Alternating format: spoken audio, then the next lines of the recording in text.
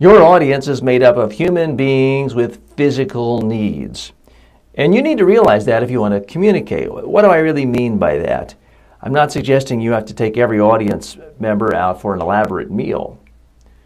But if you are speaking to an audience, or if you're doing a training for a day, and the room is too cold and everyone is shivering, they're not going to be able to pay that close attention to you because they're physically uncomfortable. You need to somehow figure out how to get that room warmer.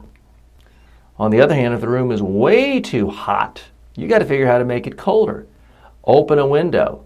Call the manager of the building over. Call the superintendent. Figure it out. If you've been speaking for an hour and the person before you spoke for an hour and there wasn't a break in between and you see people squirming a little and a couple people getting up, that's a sign it's time for a bathroom break. It might not be scheduled. It might not be on the agenda. But human beings have physical needs, so you need to recognize that. Same with food.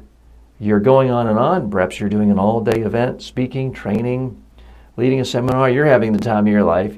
Everything is great, but it's 12:30. Perhaps you're used to eating lunch at 1:30. Guess what? A lot of people in the world eat lunch at noon. A lot more eat lunch at 12:30. I personally would be doubled over in pain. I wouldn't even be able to tell you my name if it's 12:40 and I haven't had lunch yet.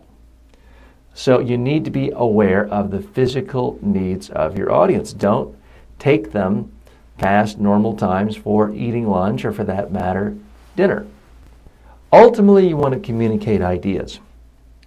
You want people to understand your ideas and remember your ideas, but you have to make sure your audience is in the right condition. Now, if you're talking to a family member and you're a late night person and this person always falls asleep by 9 o'clock, talking to them about a serious issue and it's 9:05 and they're getting into bed, that's not the best time. You need to be aware of your audience's body clock, whether it's one family member or 1,000 people at a conference. Be aware of their physical needs. If they're tired, cold, hot, or hungry, they're not going to focus on your message.